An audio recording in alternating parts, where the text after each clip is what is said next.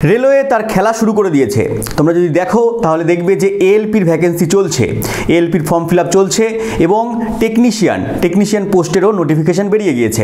এবং আমাদের যে রেলওয়ে মিনিস্টার তিনি ঘোষণা করেছেন যে যেমনভাবে এসএসসি প্যাটার্নে পরীক্ষা হয়, মানে SSC CGL, CHSL, MTS, GD, এটা প্রত্যেক বছর পরীক্ষা নেয়, একটা নির্দিষ্ট সময় অন্তর অন্তর ওদের পরীক্ষা থাকে, ক্যালেন্ডার তৈরি করে দেয় ওরা। তেমনভাবেই রেলওয়েতে এরকম একটা ক্যালেন্ডার তৈরি হয়ে যাবে। এরকমভাবে প্রত্যেক 3 মাস অন্তর অন্তর, মানে ওই জানুয়ারি ফেব্রুয়ারির দিকে ধরো এলপি এলো, তারপর তোমার এপ্রিলের দিকে টেকনিশিয়ানের পোস্ট বেরোবে এবং তার 3 মাস বাদে আবার কি হবে না এনটিপিসির পোস্ট বেরোবে এবং তারও 3 মাস বাদে আবার তোমার গ্রুপ ডি, আরপিএফ এরকম পোস্ট বেরোবে। তাহলে এরকম প্রতি বছর কি হবে না নিয়োগ চলবে, যেরকমভাবে এসএসসি চালাচ্ছে এরকমভাবেও নাকি রেলওয়ে চালাবে। তাহলে এই সুখবরটা আমাদের কাছে অত্যন্ত গুরুত্বপূর্ণ, কারণ আমরা যারা রেলওয়ের পরীক্ষা দিই বা দেবো বলে চিন্তা করি, আমাদের 3-4 বছর ওয়েট করতে হয়। মানে কোনো একটা পরীক্ষা আমরা কি হলো না সিবিটি 1 ক্র্যাক করতে পারলাম না বা সিবিটি 2 গিয়ে আটকে গেল, কোনো জায়গায় আটকে গেল, তাহলে মানে আমাকে আবার 4 বছর ওয়েট করতে হবে। তো সেই দিকটা দিয়ে এটা একটা ভালো দিক বলা যায়, কারণ প্রত্যেকটা বছর এখন থেকে না পরীক্ষার ফর্ম ফিল আপ হবে, 3 মাস অন্তর অন্তর আমাদের ফর্ম ফিল আপ শুরু হয়ে যাবে। এসএসসির প্যাটার্নে পরীক্ষা হবে। আমরা যারা রেলওয়ের পরীক্ষার্থী বা রেলওয়ের পরীক্ষা দেবো বলে চিন্তা করছি বা রেলওয়ে জব করবো বলে চিন্তা করছি, তাদের জন্য সুখবর যে তোমরা প্রত্যেকটা বছর না পরীক্ষা দিতে পারবে। ভ্যাকেন্সি অবশ্যই একটু কম আসবে, কারণ প্রত্যেক বছর যখন পরীক্ষা হবে তখন ভ্যাকেন্সি একটু কমিয়ে দেবে, কারণ পরের বছরের জন্য রেখে দেবে, মানে পরের পোস্টের জন্য রেখে দেবে। তো সেই জন্য কী হবে, ভ্যাকেন্সি কম আসলেও আমরা কী করবো না প্রত্যেক বছর এই পরীক্ষাগুলো দেখতে পাবো এবং আমরা একটা প্রিপারেশন নেওয়ার একটা আমাদের একটা মনোবল বাড়বে। হ্যাঁ, 4 বছর অতদিন ধরে ওয়েট করে কে? 4 বছর ধরে ওয়েট করতে করতে আমাদের মানে মনোবল হারিয়ে যায়, আমাদের আস্থা থাকে না নিজের ওপরে যে 4 বছর পরে ভ্যাকেন্সি আসলো। এবং কোনো একটা জায়গায় যদি আমরা সিবিটি 1 বা সিবিটি 2 একটু ভুলের জন্য আমরা আটকে যাই, তাহলে কি হয় না 4 বছর আবার ওয়েট করতে পারি না।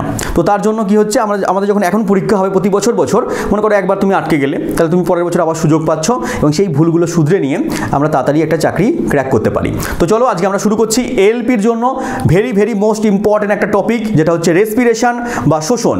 এসএসসির জন্য, রেলওয়ের জন্য এবং পিএসসির জন্য, প্রত্যেকটা চাকরির পরীক্ষার জন্য এই শোষণ চ্যাপ্টারটা অত্যন্ত গুরুত্বপূর্ণ। তো শোষণ থেকে আজকে আমরা 50টা প্রশ্ন সলভ করব। তো চলো প্রথম প্রশ্ন কি রয়েছে দেখে নিই। প্রথম প্রশ্ন রয়েছে যে শ্বসন থেকে মোট কত অণু এটিপি উৎপন্ন হয়? কত অণু এটিপি উৎপন্ন হয় জানতে চেয়েছে। দেখো আরআরবি এএলপিতে আসা প্রশ্ন। আগে কি ছিল, এএলপি এবং টেকনিশিয়ান একসঙ্গে পরীক্ষা হতো। এই 2018তে দুটো পোস্ট একসঙ্গে বেরিয়েছিল, এবার আলাদা করে দিয়েছে। এবার এএলপি আলাদাভাবে বেরিয়েছে, টেকনিশিয়ান সামনে বেরোচ্ছে। তো এই আরআরবি এএলপি এবং টেকনিশিয়ানে আসা প্রশ্ন এটা যে শ্বসন থেকে মোট কত অণু এটিপি উৎপন্ন হচ্ছে? উত্তর হবে 38 অণু। কত অণু? 38 অণু এটিপি উৎপন্ন হচ্ছে। এটিপির পুরো নাম পরীক্ষায় জিজ্ঞেস করে, এটিপির পুরো নাম হচ্ছে অ্যাডিনোসিন ট্রাইফসফেট। অ্যাডিনোসিন ট্রাইফসফেট রেলের পরীক্ষাতে জিজ্ঞেস করেছে। তাহলে অ্যাডিনোসিন কি হয়ে যাবে আমার না ট্রাইফসফেট হয়ে যাবে, অ্যাডিনোসিন ট্রাইফসফেট হয়ে গেল। কত অণু উৎপন্ন হচ্ছে শোষণে? না 38 অণু উৎপন্ন হচ্ছে আমার টোটাল শোষণে। এটিপি উৎপন্ন হচ্ছে 38 অণু, তার মধ্যে 36টা অণু উৎপন্ন হচ্ছে, মনে রাখবে কোথায়? 36 অণু উৎপন্ন হচ্ছে ক্রেবস চক্রতে, প্লাস 2 অণু উৎপন্ন হচ্ছে গ্লাইকোলাইসিসে। বলবে ক্রেবস চক্র কি আর গ্লাইকোলাইসিস কি, এটাই জানি না। তাহলে ক্রেবস চক্র হচ্ছে তোমার এই শ্বসনের দুখানা ধাপ থাকে। শ্বসনের হচ্ছে দুটো ধাপ রয়েছে। একটাকে আমরা বলি না গ্লাইকোলাইসিস, কি বলি আমরা? গ্লাইকোলাইসিস বলি, এবং একটাকে বলি আমরা ক্রেবস চক্র। গ্লাইকোলাইসিস বলে দিই একটাকে বলে দিই আমরা কি না ক্রেবস চক্র বলে দিই। এই দুটো ধাপে হচ্ছে শ্বসনটা কমপ্লিট হয়। তাহলে গ্লাইকোলাইসিস আর ক্রেবস চক্র। এই ক্রেবস চক্র কোথায় হয় আর গ্লাইকোলাইসিস কোথায় হয় পরীক্ষায় দিয়ে দেয়। তাহলে ক্রেবস চক্র কোথায় হচ্ছে না আমাদের কোষের ভেতরে যেখানে মাইটোকন্ড্রিয়া আছে, সেই মাইটোকন্ড্রিয়ার ভেতরে ঘটছে কি ক্রেবস চক্র। এবং এই গ্লাইকোলাইসিস ঘটছে কোথায়? এই গ্লাইকোলাইসিস ঘটছে হচ্ছে তোমার কোষের সাইটোপ্লাজমের মধ্যে। তাহলে কোষের সাইটোপ্লাজমে ঘটছে কি গ্লাইকোলাইসিস, এবং তারপরে হচ্ছে তোমার এটা প্রথম ধাপে গ্লাইকোলাইসিস হবে। কোথায় হবে? সাইটোপ্লাজমে হবে, কোষের ভেতরে।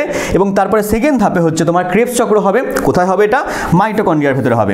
কত অণু এখানে এটিপি উৎপন্ন হবে? টোটাল 38 অণু এটিপি উৎপন্ন হবে, তার মধ্যে 36খানা অণু উৎপন্ন হবে ক্রেবস চক্রতে, এবং গ্লাইকোলাইসিসে হচ্ছে তোমার 2 অণু এটিপি উৎপন্ন হবে। মোট 38খানা অণু এটিপি উৎপন্ন হচ্ছে। এটিপির পুরো নাম হচ্ছে অ্যাডিনোসিন ট্রাইফসফেট। পরের কোশ্চেনে আসো। বলেছে অবাধ শোষণ কোষের কোথায় ঘটে? অবাধ শোষণ কোথায় ঘটে? আমরা বললাম যে শ্বসন দুভাগে হয়, মানে দুটো ধাপে হয়, একটা গ্লাইকোলাইসিস, একটা ক্রেবস চক্র। এবার কি হয়, শ্বসনের ক্ষেত্রে 3 রকম শোষণ হয়। একটা হচ্ছে অবাধ শোষণ, একটা হচ্ছে সবাধ শোষণ, এবং একটা হচ্ছে সন্ধান। ঠিক আছে, একটা হচ্ছে সন্ধান হয়। তাহলে 3 রকম শোষণ হয়। একটা হচ্ছে তোমার কি না অবাধ শোষণ, একটা হচ্ছে সবাধ শোষণ, এবং একটা হচ্ছে সন্ধান। এই অবাধ শোষণ যেখানে হয় সেখানে হচ্ছে তোমার অবায়ুজীবী জীবকোষের মধ্যে ঘটে। অবায়ুজীবী জীবকোষ তাদের ভেতরে ঘটে অবাধ শোষণ ঘটে। এবং সবাধ শোষণ হচ্ছে তোমার সমস্ত প্রাণী কোষ, উদ্ভিদ কোষ, এদের ক্ষেত্রে কি ঘটে না, সবাত শোষণ ঘটে।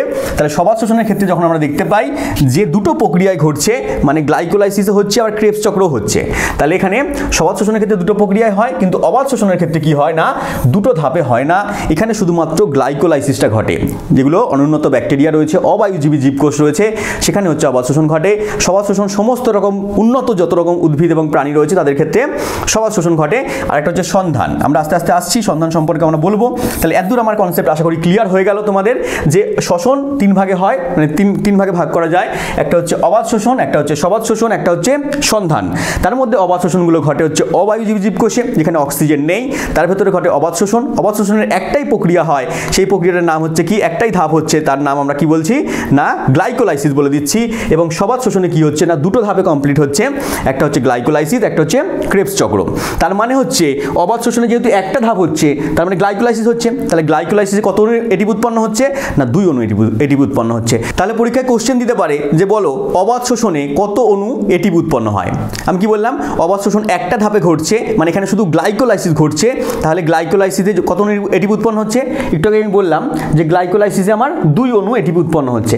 তাহলে গ্লাইকোলাইসিসে 2 অণু এটিপি উৎপন্ন হলে আমার এখানে একটা ধাপ ঘটছে কোথায়, অবাত শোষণে। তাহলে অবাত শোষণে এখানে কি হয়ে যাবে না, আমার 2 অণু এটিপি উৎপন্ন হচ্ছে। কোশ্চেন আমি ঘুরিয়ে দিতে পারে, যেখানে দেওয়া আছে শ্বসন থেকে মোট কত অণু এটিপি উৎপন্ন হয়, এখানে হয়ে গেল 38 অণু। কিন্তু পরীক্ষা যদি দিয়ে দেখেন অবাত শোষণে কত অণু এটিপি উৎপন্ন হয়, তাহলে কিন্তু তখন হয়ে যাবে 2 অণু এটিপি উৎপন্ন হয়। আর যদি বলে দেয় সবাত শোষণ, তাহলে সবাত শোষণ তো দুটো ধাপেই ঘটছে, মানে গ্লাইকোলাইসিসও ঘটছে এখানে, ক্রেবস চক্রও এখানে ঘটছে। তার মানে শ্বসন বলো বা সবাত শোষণ বলো, সেখানে 38 অণু আমার এটিপি উৎপন্ন হয়ে যাচ্ছে। তাহলে এত দূর আমার কনসেপ্ট ক্লিয়ার হয়ে গেল যে অবাত শোষণ কোথায় ঘটে না, অবায়ুজীবী জীবকোষের মধ্যে ঘটছে। সবাত শোষণ হচ্ছে তোমার সমস্ত রকম উন্নত উদ্ভিদ এবং প্রাণী দেহের মধ্যে ঘটছে। এবং সন্ধানটা আমরা আস্তে আস্তে আসছি। এবং সবাত শোষণের ক্ষেত্রে 38 খানা অণু এটিপি উৎপন্ন হচ্ছে, দুটো ধাপে ঘটছে, গ্লাইকোলাইসিস ক্রেবস চক্র।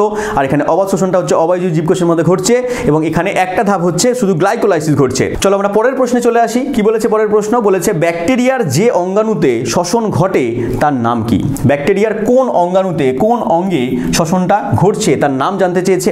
দেখো এটাও এএলপিতে আসা প্রশ্ন, 2019-এ প্রশ্নটা দিয়েছে, তার মানে এখানে CBT 2, CBT 1 হয়েছিল 2018-তে, আর 2019-এ কি হয়েছিল না, CBT 2 পরীক্ষা হয়েছিল। তাহলে CBT 2-তে দিয়েছে এটা। আমার সঠিক উত্তর কি হচ্ছে, মেসোজোম। মেসোজোম বলে একটা অঙ্গাণু রয়েছে ব্যাকটেরিয়ার মধ্যে, যার মধ্যে কিনা আমার কি হচ্ছে না, ব্যাকটেরিয়ার শোষণ ঘটছে, যেটাকে আমরা বলছি অবাত শোষণ। ব্যাকটেরিয়ার মধ্যে যে শোষণ ঘটে তার নাম হচ্ছে তোমার অবাত শোষণ ঘটছে। পরের প্রশ্নে চলে আসো, বলেছে পেশি কোষে অবাত শোষণের ফলে নিচের কোনটি উৎপন্ন হয়। আমাদের যে শরীরের মধ্যে পেশি কোষ রয়েছে সেখানে মাঝে মাঝে অবাত শোষণ ঘটে, সেখানে সবাত শোষণ মাঝে মাঝে ঘটে না। তো আমরা বললাম যে উন্নত উদ্ভিদ এবং প্রাণীদের ক্ষেত্রে কি ঘটে, সবাত শোষণ ঘটে, কিন্তু কোনো কোনো অঙ্গের ক্ষেত্রে কি হয় না, মাঝে মাঝে অবাত শোষণ ঘটে যায়। অবাত শোষণ ঘটলে পারে কি হয় না, সেখানে ল্যাকটিক অ্যাসিড উৎপন্ন হয়। কি অ্যাসিড উৎপন্ন হয়, ল্যাকটিক অ্যাসিড উৎপন্ন হয়। তখনই কি না আমাদের গাঁটে গাঁটে ব্যথা হয়। ল্যাকটিক অ্যাসিড উৎপন্ন হলে পারে তখন দেখবে আমাদের গাঁটে ব্যথা হচ্ছে, ঠিক আছে, হ্যাঁ পেশি কোষে ব্যথা হচ্ছে, হাত পা ব্যথা হচ্ছে, তখন কি আমাদের রেস্ট নিতে হয়। তাহলে রেস্ট নিলে পারে তখন এই ল্যাকটিক অ্যাসিডটা আস্তে আস্তে আবার চলে যায়, তখন ঠিক হয়ে যায়। এবার এই ল্যাকটিক অ্যাসিড কীভাবে উৎপন্ন হচ্ছে, এই অবাত শোষণ কোথায় কোথায় ঘটছে, এই বললাম উন্নত উদ্ভিদ এবং প্রাণীদের ক্ষেত্রে ঘটছে, কিন্তু তাছাড়াও কোথায় ঘটছে, কোন কোন প্রক্রিয়া হচ্ছে, এর বিক্রিয়াগুলো কী কী রয়েছে, সন্ধান কী রয়েছে, সবাত শোষণ কটা ধাপে ঘটছে, সেখানে বিক্রিয়াগুলো কী, মানে কোনগুলো লাগছে, কী কী উৎপন্ন হচ্ছে, বা শেষ পদার্থগুলো কী উৎপন্ন হচ্ছে, এই সমস্ত জিনিসপত্রগুলো থেকেও পরীক্ষায় প্রশ্ন দিয়ে দেয়। এবং এইসব জিনিসপত্রগুলো তোমাকে পড়তে গেলে দেখো এটা এনটিপিসিতে আসা প্রশ্ন, এনটিপিসিতে প্রশ্নটা দিয়ে দিচ্ছে 2016-তে আসা প্রশ্ন। তাহলে এইসব জিনিসপত্র থেকে আস্তে আস্তে ডেপতে গিয়ে প্রশ্ন দিচ্ছে। এটা 2016-তে দিয়েছে প্রশ্ন, 2024-এ প্রশ্ন আসবে তখন এই টাইপের প্রশ্ন দেবে না, আস্তে আস্তে ডেপতে চলে যাবে প্রশ্ন। তো সেই টাইপের প্রশ্নের অ্যান্সার করতে গেলে তোমাকে কনসেপচুয়ালভাবে পড়তে হবে। এই কনসেপচুয়ালভাবে পড়তে গেলে তোমাকে অবশ্যই যুক্ত হতে হবে কোথায়, ইয়োর স্টাডি অ্যাপের মধ্যে। ইয়োর স্টাডি অ্যাপ কোথায় পেয়ে যাবে, চলে যাও গুগল প্লে স্টোরে চলে যাও, বা দেখো নিচে লিঙ্ক রয়েছে, সেখান থেকে তুমি ডাউনলোড করতে পারো। ওখানে দেখবে পুরো সায়েন্সটাকে পুরো আমি ধরে ধরে করাচ্ছি, এবং রেলওয়ের জন্য সায়েন্সটাকে আমি এমনভাবে করাচ্ছি যাতে কিনা রেলওয়েতে যে কোনো প্রশ্ন আসুক, ঠিক আছে, আমার নিজের অভিজ্ঞতা থেকে বলছি, আমি বিভিন্ন পরীক্ষা ক্র্যাক করে বলছি তোমাকে, কারণ রেলওয়ের বিভিন্ন পরীক্ষা আমার নিজের ক্র্যাক করা রয়েছে, সেখান থেকে বলছি রেলওয়ে সায়েন্সের গুরুত্বপূর্ণ ভূমিকা পালন করে। রেলওয়েতে সায়েন্স থেকে প্রচুর নাম্বার আসে, অন্যান্য পরীক্ষার থেকে, মানে রেলওয়েতে সায়েন্সের ভ্যালুয়েশন একটু বেশি দেয়, রেলওয়ে সায়েন্সকে একটুখানি ভালো গুরুত্ব দেয়, ঠিক আছে। তাহলে এখানে রেলওয়ের জন্য এই সায়েন্সটা খুবই গুরুত্বপূর্ণ ভূমিকা পালন করে, ঠিক আছে। যেমনভাবে ম্যাথ, রিজনিং মানে খুব গুরুত্বপূর্ণ ভূমিকা পালন করে, সায়েন্সটা খুব গুরুত্বপূর্ণ ভূমিকা পালন করবে তোমার রেলওয়ের পরীক্ষার জন্য। অন্যান্য পরীক্ষাতে প্রশ্ন থাকবেই, কিন্তু রেলওয়েতে সবচেয়ে বেশি প্রশ্ন দিয়ে দেয় সায়েন্স থেকে, ম্যাথ থেকে, রিজনিং থেকে। এই তিনটে পার্টকে তোমাকে ভালো করে করতে হবে। এবং সায়েন্সটাকে আমি এমনভাবে ওখানে করিয়েছি, মানে আমাদের অ্যাপের ভেতরে ধরে ধরে ক্লাস করিয়েছি, একবারে বেসিক থেকে অ্যাডভান্স লেভেল অবধি করিয়েছি, যেখানে কিনা আমি তোমাকে গ্যারান্টি দিয়ে বলতে পারি যে ওইখান থেকে যদি কেউ একবার সায়েন্সটাকে কমপ্লিট করে নেয়, পুরো ভালো করে নেয়, কষ্টসৃষ্ট করে নেয়, কারণ কষ্ট করতেই হবে, কষ্ট না করলে কেষ্ট মিলবে না ভাই। তাহলে এবারে কষ্ট করে যদি একবার সায়েন্স সায়েন্সটাকে কেউ পড়তে পারে, তাহলে রেলওয়ের পরীক্ষাতে তো সায়েন্সটা তার জলভাত হয়ে যাবে, সমস্ত প্রশ্ন পেয়ে যাবে, অন্যান্য পরীক্ষাতেও তার কমপ্লিট হয়ে যাবে। বিভিন্ন টাইপের ওখানে কোর্স রয়েছে, তোমরা ওখানে গিয়ে দেখতে পারো এবং বিস্তারিত জানতে কন্ট্যাক্ট নাম্বারে কল করতে পারো। আমরা পরের প্রশ্নে চলে আসছি, বলেছে গ্লাইকোলাইসিস কোথায় ঘটে? নিজেরাই উত্তর দিতে পারবে, ঠিক আছে? এই ক্লাসের মধ্যে যতটা বলা সম্ভব, ঠিক আছে, আমার ইউটিউবের ক্লাসের মধ্যে যতটা বলা সম্ভব আমি ততটুকু কনসেপ্ট ক্লিয়ার করছি তোমাদের জন্য। এটা ভাববে না শুধু আমি পেইড কোর্সের প্রমোশন করছি বা কিছু করছি, ঠিক আছে? এরকমভাবে এখানে যতটা বলা সম্ভব, কিন্তু সব কিছু বলা সম্ভব না। এখানে ধরো এই শ্বসন চ্যাপ্টারটা আমি ওখানে 7-8টা ক্লাসের মধ্যে করিয়েছি, ঠিক আছে? এই 7-8টা ক্লাসের মধ্যে পুরো 5 করে একটা ক্লাসের মধ্যে বলা অসম্ভব, ঠিক আছে? এত কিছু ডিটেলসে বলা সম্ভব নয়, তোমাদের ধৈর্য থাকবে না, আমার ধৈর্য থাকবে না, না সব কিছু বলতে গিয়ে গুলিয়ে যাবে। তো যতটুকু নিয়ে ওপর বলা সম্ভব, কোশ্চেনের আশেপাশে যতটুকু টপিক বলা সম্ভব আমি সেগুলো বলার চেষ্টা করছি। তো এগুলো থেকেও তুমি কোশ্চেন অ্যান্সার করতে পারো, এখান থেকেও কিন্তু কোশ্চেন কমন পাবে। তাহলে গ্লাইকোলাইসিস কোথায় ঘটে? কোথায় ঘটছে গ্লাইকোলাইসিস? নিজেরাই বলতে পারবে যে পেশি কোষে ঘটছে, নাকি শুধুমাত্র ইউক্যারিওটিক কোষে ঘটছে, না স্নায়ু কোষে ঘটছে, না সব কোষে ঘটছে? আরে বাবা, সব কোষের মধ্যে ঘটছে গ্লাইকোলাইসিস, ঘটবেই। অবাত শোষণ ঘটুক, সবাত শোষণ ঘটুক বা সন্ধান ঘটুক, সেখানে কি হবে না, আমার গ্লাইকোলাইসিস প্রক্রিয়া হবে, ঠিক আছে? পরের প্রশ্নে চলে আসো, কি বলেছে? বলেছে অতিরিক্ত শ্বাসযন্ত্র ফুলের মতো কোন প্রাণীতে? অতিরিক্ত শ্বাসযন্ত্র তো থাকে বিভিন্ন প্রাণীতে আমরা জানি, কিন্তু ফুলের মতো দেখতে কোন প্রাণীতে হয়? ফুলের মতো, ঠিক আছে? ফলের মতো না, ফুলের মতো। এটাও এলপিতে আসা প্রশ্ন, এটা দিয়েছে 2013-তে, মানে তার আগে এটি ভাবো 2013-তে পরীক্ষার ভ্যাকেন্সি এসেছিল, 13-14-তে, 18-19-এ এসেছে, তারপর 24-এ এসছে, কিন্তু এরপর থেকে 24-এর পরে 29-এ আসবে না, এরপরে 24-এর পরে 25-এ আসবে, 26-এ আসবে, প্রত্যেক বছর রেলওয়ের ভ্যাকেন্সি আসবে, ঠিক আছে? এটা আমার কথা না, এটা আমাদের রেলওয়ে মিনিস্টার বলেছেন, দেখে নেবে, ভিডিও বিভিন্ন দিয়েছে। তাহলে প্রত্যেক বছর ভ্যাকেন্সি আসার কথা ঘোষণা করেছে। এক বছর মনে কর তুমি কোনো কারণের জন্য মানে পিছিয়ে পড়লে, আটকে গেলে, তাহলে তুমি পরের বছর আবার পরীক্ষা দেওয়ার সুযোগ পাবে। কারণ এই 3-4 বছর পর যখন ভ্যাকেন্সি আসে, তখন নিজের প্রতি একটা আস্থা বলে, যেটা কনফিডেন্স বলে, সেই কনফিডেন্সের অভাব দেখা দেয়। কারণ আমি নিজে যখন প্রিপারেশন নিয়েছি, দেখেছি যে 4 বছর পর ভ্যাকেন্সি আসছে, তখন কনফিডেন্স লেভেল লো হয়ে যায়, পড়াশোনা ঘাটতি চলে আসে, বয়স বেড়ে যায়, এরকম টাইপের অনেক জিনিসপত্র হয়। আর প্রতি বছর পরীক্ষা হলে কী হবে না, তুমি দেখতে পাবে যে আমার এত বছর বয়স, আমি এতদিন ধরে দিতে পারবো, 2-3 বার দিতে পারবো। আর যদি মনে করো তোমার এখন বয়সী 3 বছর তুমি দিতে পারবে, হয়তো পরীক্ষার ফর্ম ফিল আপ হলো 4 বছর বাদে, তুমি তখন কী করে দেবে না? তাহলে অনেক দিক দিয়ে একটু সুবিধা রয়েছে, ভ্যাকেন্সি কম হলেও কী হবে না, তুমি পরের বছর আবার দিতে পারবে, এই হয়ে চলবে, ঠিক আছে? একটু ভালো করে পড়াশোনা করলেই, নিজের ভুলগুলো শুধরে নিলেই করতে পারবে। আর একবার ভালো করে পড়ে নাও, একবার ভালো করে প্রিপারেশন নিয়ে নাও, যাতে এমনভাবে পড়ো যাতে তুমি একবারই ক্র্যাক করতে পারো। তো চলো, এই প্রশ্নের উত্তর কী হচ্ছে? অতিরিক্ত শ্বাসযন্ত্র ফুলের মতো কোন প্রাণীতে দেখা যায়? ফুলের মতো হচ্ছে তোমার কই মাছের মতো দেখা যায়। কই মাছের মধ্যে যে অতিরিক্ত শ্বাসযন্ত্র রয়েছে, আমরা জানি এই যে কই, শিঙি, মাগুর, এদের প্রত্যেকের মধ্যে অতিরিক্ত শ্বাসযন্ত্র রয়েছে, কিন্তু কই মাছের যে শ্বাসযন্ত্র, সেটা হচ্ছে তোমার ফুলের মতো, অতিরিক্ত শ্বাসযন্ত্রটা ফুলের মতো হয়। এবং এছাড়া কি থাকে ওদের? ফুলকা থাকে। পরের প্রশ্নে চলে আসো, বলেছে ক্রেবস চক্র হলো, ক্রেবস চক্র কার মধ্যে দেখা যায় জানতে চেয়েছে। আর আরবি গ্রুপ ডিতে আসা প্রশ্ন, এটা 2018-তে গ্রুপ ডির ভ্যাকেন্সি এসেছিল, তোমরা জানো। তো হচ্ছে তোমার এই ক্রেবস চক্র কোথায় ঘটে? এখানে কার মধ্যে ঘটে না, সবাত শ্বসনে ঘটে। একটু আগেই বললাম, অবাত শ্বসনের ক্ষেত্রে ঘটে না, সবাত শ্বসনের ক্ষেত্রে ক্রেবস চক্র ঘটে।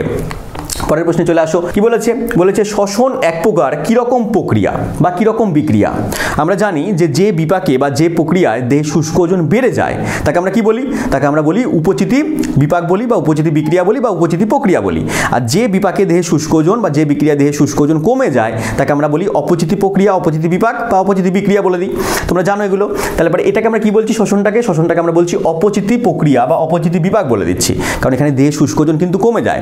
আমরা সালোক সংশ্লেষ দেখেছি, পুষ্টি দেখেছি, তাহলে পুষ্টি, সালোক সংশ্লেষ, এগুলো কি? এগুলোতে দেহে শুষ্ক ওজন বৃদ্ধি পাচ্ছে, তাহলে এগুলোকে আমরা উপচিতি বলে দেবো। এই শ্বসন বলো, রেচন বলো, এগুলো হচ্ছে অপচিতি, কারণ এখানে দেহে শুষ্ক ওজন কমে যায়। আমরা পরের প্রশ্নে চলে আসছি, বলেছে সবাত শ্বসনের প্রথম ধাপে এক অণু গ্লুকোজ ভেঙে গিয়ে যে পরিমাণ পাইরুভিক অ্যাসিড উৎপন্ন করে তা হলো কতটা অণু পাইরুভিক অ্যাসিড উৎপন্ন করে? আমরা বললাম যে প্রথম ধাপ মানে কি? সবাত শ্বসনের প্রথম ধাপ, সবাত শ্বসনের 2টো ধাপ হয়, একটা প্রথম ধাপটা গ্লাইকোলাইসিস এবং সেকেন্ড ধাপটা হচ্ছে ক্রেবস চক্র। তাহলে এই গ্লাইকোলাইসিসে কি হয়? গ্লাইকোলাইসিসের ক্ষেত্রে তোমার 2 অণু পাইরুভিক অ্যাসিড উৎপন্ন হয় এবং 2 অণু এটিপি উৎপন্ন হয়। 2 অণু এটিপি উৎপন্ন হয় বললাম প্রথমে কোশ্চেনে, আর তার সঙ্গে সঙ্গে 2 অণু পাইরুভিক অ্যাসিডও উৎপন্ন হয়। দেখো আরবি গ্রুপ ডিতে আসা প্রশ্ন। পরের প্রশ্নে চলে আসো, বলেছে সন্ধান হলো এক প্রকারের কিরকম বিক্রিয়া? সন্ধান কিরকম বিক্রিয়া?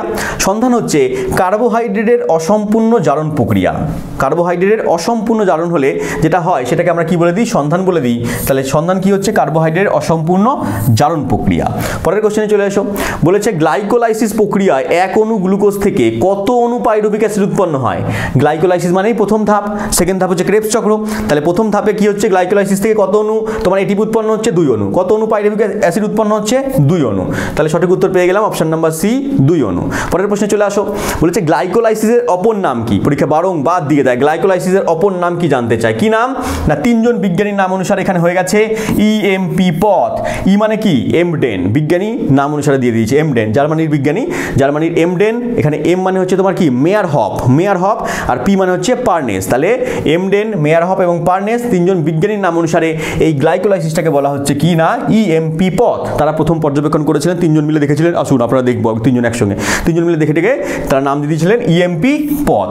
পরের কোশ্চেনে চলে এসো। বলেছে অ্যালকোহলের সন্ধান কিসের উপস্থিতিতে ঘটে? অ্যালকোহলের সন্ধান হয় মানে অ্যালকোহল তৈরি করতে গেলে সন্ধান প্রক্রিয়া কাজে লাগে। অ্যালকোহল দেবে খেজুরের রস থেকে তারই তৈরি হচ্ছে। এই সমস্ত জিনিসপত্র করতে গেলে কি লাগে না সন্ধান প্রক্রিয়া লাগে। এখানে এক রকমের উৎসেচক কাজে লাগে, তার নাম কি অ্যামাইলেজ। অ্যামাইলেজ উৎসেচকের সাহায্যে কি করছে না এই সমস্ত মানে কার্বোহাইড্রেট জাতীয় পদার্থগুলো, গ্লুকোজ জাতীয় পদার্থগুলো জারিত হয়ে যাচ্ছে, অসম্পূর্ণ জারণ ঘটছে এবং এটা হচ্ছে অ্যালকোহল জাতীয় পদার্থ উৎপন্ন হয়ে যাচ্ছে। পরের প্রশ্নে চলে এসো। বলেছে কোন বস্তুটি গ্লাইকোলাইসিস এবং ক্রেবস চক্রকে সংযুক্ত করছে? মানে গ্লাইকোলাইসিস শেষ হচ্ছে, ক্রেবস চক্র শুরু হচ্ছে, তার মাঝে একটা বস্তু থাকবে যেটা কি দুটোকে সংযোগ স্থাপন করছে, তার নাম হচ্ছে অ্যাসিটাইল কোএ। যেখানে হচ্ছে তোমার গ্লাইকোলাইসিস শেষ হচ্ছে এবং ক্রেবস চক্র শুরু হচ্ছে, তার মাঝের যে বস্তুটা তার নাম হচ্ছে তোমার অ্যাসিটাইল কোএ। আমরা জানি যে বিভিন্ন প্রক্রিয়ার মাধ্যমে আমরা যে শ্বসন অ্যাকচুয়ালি কি একটু বলে দিই। শ্বসন হচ্ছে তোমার আমরা যে খাদ্যদ্রব্যগুলো খাচ্ছি, ঠিক আছে, সেগুলো কি হচ্ছে, সেগুলো সরল অংশগুলো আমরা এখানে খেলাম, খাওয়ার পর পেটে গেল, হজম টজম হলো, সেগুলো সরল অংশগুলো কি হচ্ছে না কোষে যাচ্ছে, রক্তের মাধ্যমে সেগুলো কোষে চলে যাচ্ছে। এবার কোষে যাওয়ার পরে কি হচ্ছে না সেখানে শ্বসন ঘটছে।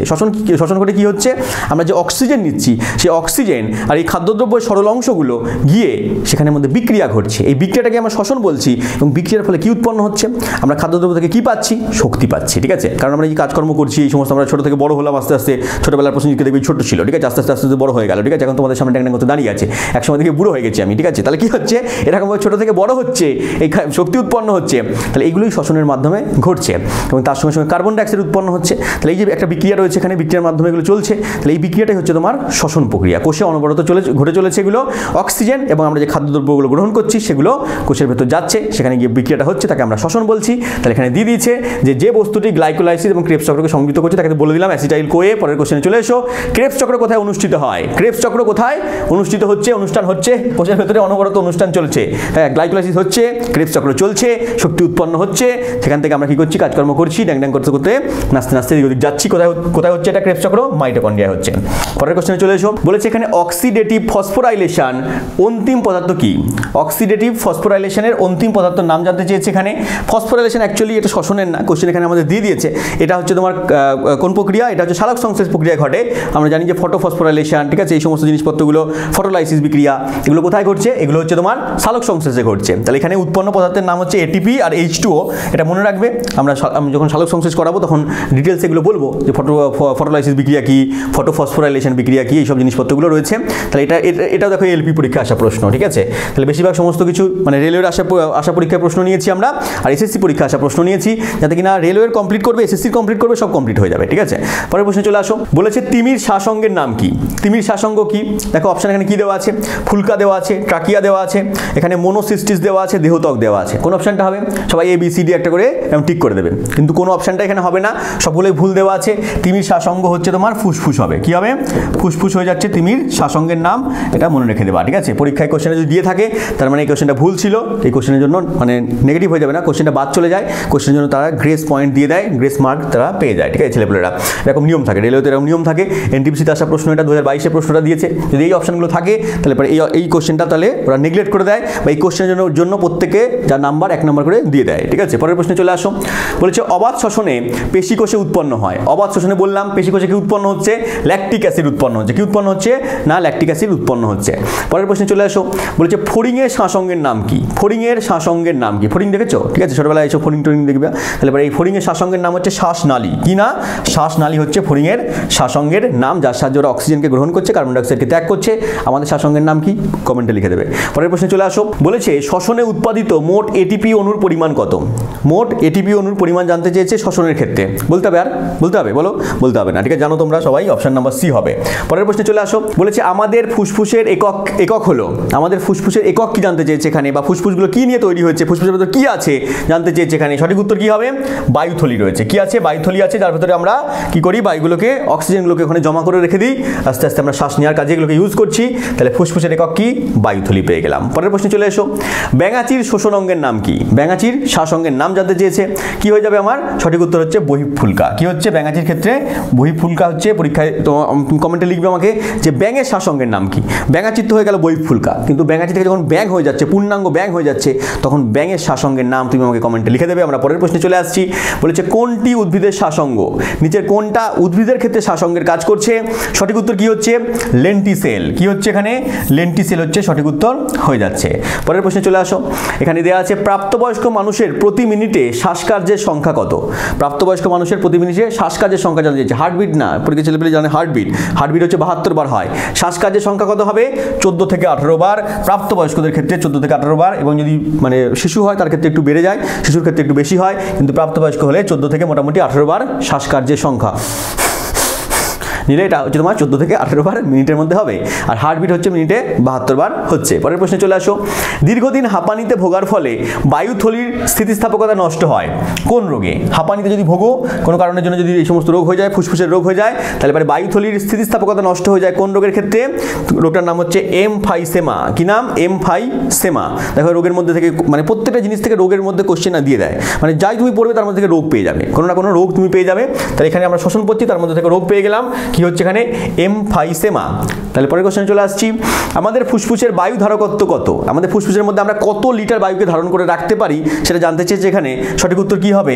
4.8 লিটার। 4.8 লিটার আমরা কি করতে পারি না বায়ুকে ধারণ করে রাখতে পারি। পরের প্রশ্নে চলে আসো।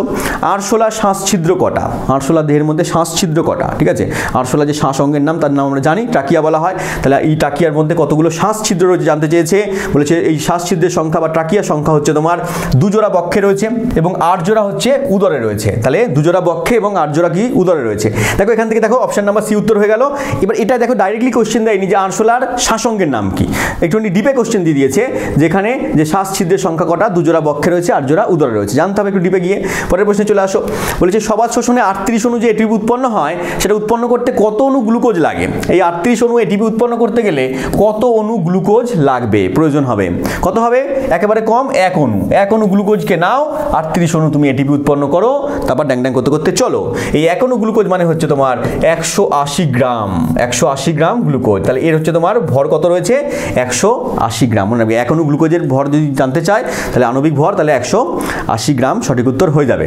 এটা হচ্ছে কেমিস্ট্রির প্রশ্ন, কারণ গ্লুকোজের সংকেত হচ্ছে C6H12O6। C6H12O6, ওখান থেকে এটা বার করা যায়।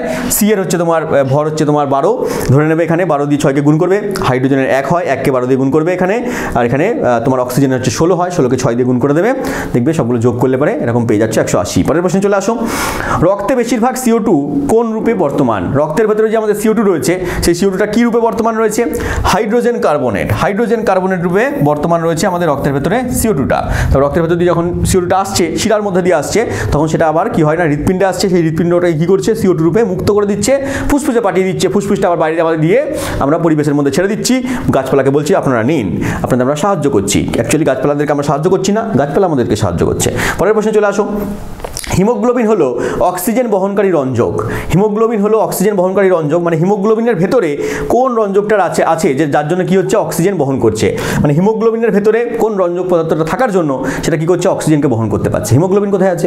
আরবিসির মধ্যে আছে। আরবিসি মানে কি না রেড ব্লাড কর্পাসেল বা লোহিত রক্তকণিকা, তার ভেতরে আছে হিমোগ্লোবিন, তার ভেতরে আছে কি?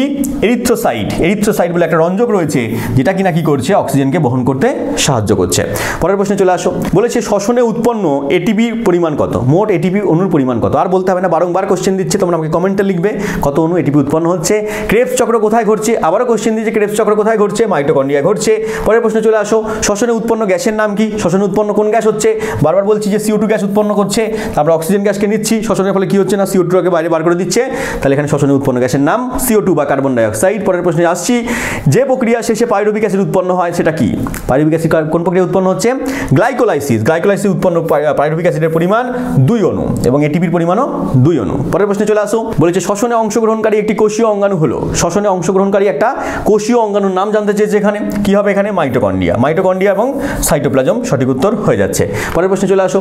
অবাধ শ্বসনকারী একটি ছত্রাকের নাম কি? অবাধ শ্বসন ঘটায় এমন একটা ছত্রাকের নাম জানতে চেয়েছে এখানে।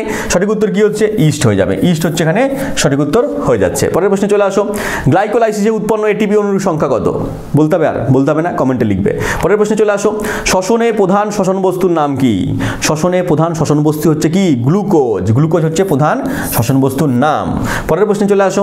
বলেছে অনুজীব যদি জল অঙ্গারকে বা শর্করাকে অক্সিজেনের অংশগ্রহণ ছাড়াই আংশিকভাবে জারিত হয়ে ভেঙে ফেলে এবং শক্তি নির্গত করে, তাকে আমরা কি বলি? তাহলে যদি কোনো জল অঙ্গার বা শর্করাকে অক্সিজেনের অংশগ্রহণ ছাড়াই আংশিকভাবে জারিত করে ফেলে এবং শক্তি নির্গত করে, তাকে আমরা কি বলছি? তাকে আমরা বলছি সন্ধান। এখানে অপশন অনুযায়ী কি হচ্ছে? সন্ধান হয়ে যাচ্ছে। পরের প্রশ্নে চলে আসো। বলেছে শ্বসনে গতিশক্তি রূপে মুক্ত শক্তির কত অংশ এটিপির মধ্যে আবদ্ধ থাকে? শ্বসনে গতিশক্তি রূপে মুক্ত শক্তির কত অংশ এটিপির মধ্যে আবদ্ধ থাকছে?